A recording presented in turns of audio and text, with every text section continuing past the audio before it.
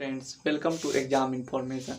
आज की इस वीडियो में मैं आपको क्लास 10th का पूरा फार्मूला आपको एक्सप्लेन करके बता रहा हूँ। तो सबसे पहला फार्मूला है LCM into HCF is equal to होता है product of both numbers. Let अगर कोई नंबर दिया हुआ है, मान ले कि 9, अगर दूसरा नंबर दिया हुआ है 16, तो आप इसका पहले एलसीएम निकाल लीजिए और उसका एचसीएफ निकाल लीजिए। एलसीएम एंड एचसीएफ को अगर आप मल्टीप्लाई कीजिएगा तो इस दोनों का प्रोडक्ट आपके सामने आ जाएगा। उसके बाद चलिए हम चलते हैं सेकेंड फार्मूला के साथ। सेकेंड फार्मूला है सम ऑफ जीरोस, यानी कि ये आपका पॉलिनोमियल चैप्टर से आ गया।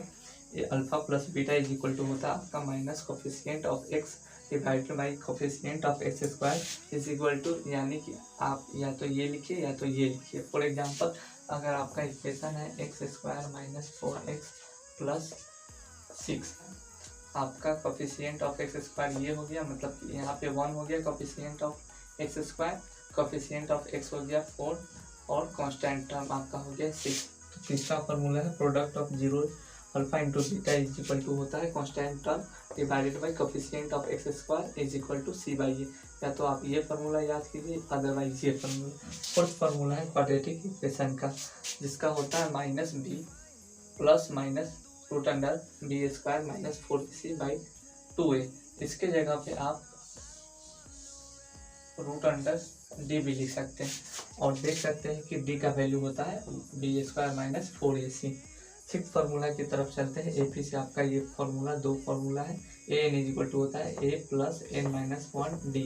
ए एन इज इक्वल टू मतलब कि आपका जो भी nth टर्म निकालना है उसका वैल्यू होता है। ए मतलब फर्स्ट टर्म, एन मतलब कि कितनावा टर्म निकालना है, और डी मतलब कि उस दोनों के बीच का डिफरेंस।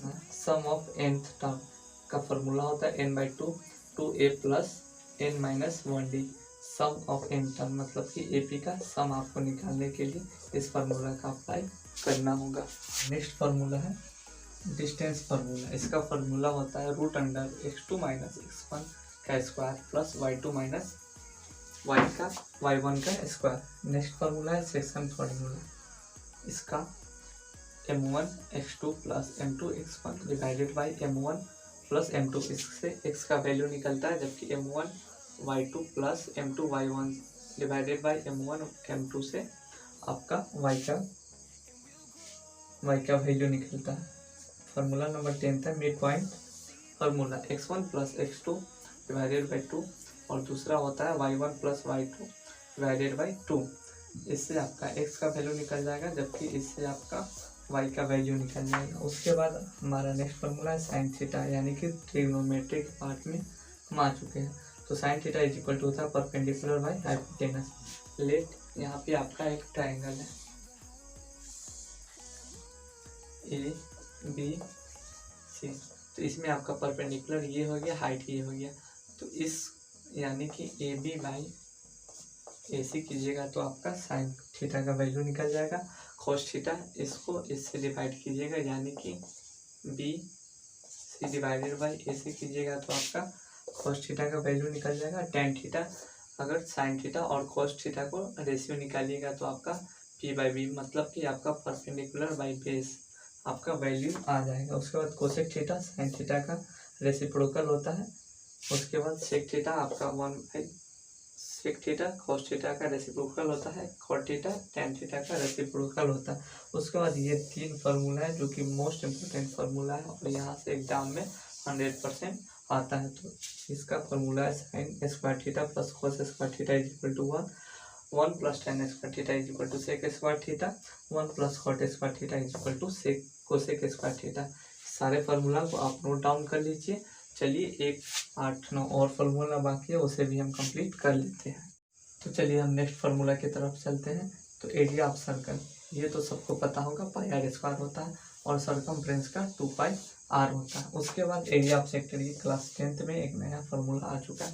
लेट सपोज ये आपका एक सर्कल है, अगर हमको बोला जाए कि सिर्फ इसका एरिया निकालना है इस कलर्ड पार्ट का, तो थीटा वाई यानी कि 90 डिग्री, इसका वैल्यू 90 डिग्री है तो 90 बाई 360 और टोटल कितना है, यानी कि टोटल का 1/4 आपको निकालेंगे तो आपका एरिया निकल जाएगा। सेम लेंथ ऑफ आर्क निकालना है तो आपका ये आर्क हो गया, तो सिर्फ आपको इसका मेजर करना है। उसके बाद हमारा नेक्स्ट फार्मूला है क्लास मार्क। ये आपका स्टैटिस्टिक्स से आ गया। तो x यानी कि आपका lower limit, y higher limit by 2, median is equal to होता है sigma f1 x1 divided by E sigma f1, यानी कि फ्रीक्वेंसी इनटू जो भी आपका नंबर है डिवाइडेड बाई टोटल फ्रीक्वेंसी। उसके बाद नेक्स्ट फार्मूला है mode. Mode is equal to होता है lower limit of modal class, frequency जो भी है उसके पहले वाला एक फ्रीक्वेंसी और डिवाइडेड बाई 2f1, यानी कि आपका जो भी फ्रीक्वेंसी आ रहा है जहाँ पे आपका मॉडल क्लास पढ़ रहा है माइनस उससे पहले वाला फ्रीक्वेंसी माइनस उसके आगे वाला, मतलब f1 के आगे वाला frequency into height of modal class. 27 formula है median is equal to lower limit bracket में n/2 cumulative frequency divided by frequency into height. आपका मीडियन आपका प्रोबेबिलिटी का फार्मूला हो गया पी इज इक्वल टू, यानी कि आपका जितना आउटकम्स आ रहा है डिवाइडेड बाई टोटल आउटकम्स। और एक फार्मूला है P is equal to 1/p, यानी कि जो भी प्रोबेबिलिटी नहीं है उसका फार्मूला होता है 1 माइनस जो प्रोबेबिलिटी आ रहा है। लास्ट फार्मूला ये है, बहुत ही इंपॉर्टेंट फार्मूला है। 3 मीडियन इज इक्वल टू होता है mode plus 2 mean. For example अगर आपके सामने मीन भी दिया है मोड भी दिया है तो आप सिंपली मीडियन निकाल सकते हैं। या आपको मीडियन दिया हुआ है मोड दिया हुआ है तो आप सिंपली मीन आसानी से निकाल सकते हैं। तो आज के इस वीडियो में मैंने आपको क्लास 10th का पूरा फार्मूला मैथ्स का आपको बता दिया, एक्सप्लेन भी कर दिया। तो आप इसे नोट डाउन कर लीजिए। अगर आपको ये पूरा फार्मूला चाहिए तो आप हमारे टेलीग्राम चैनल में जुड़ जाइए, लिंक डिस्क्रिप्शन में दे देंगे। थैंक यू, मिलते हैं नए वीडियो के साथ।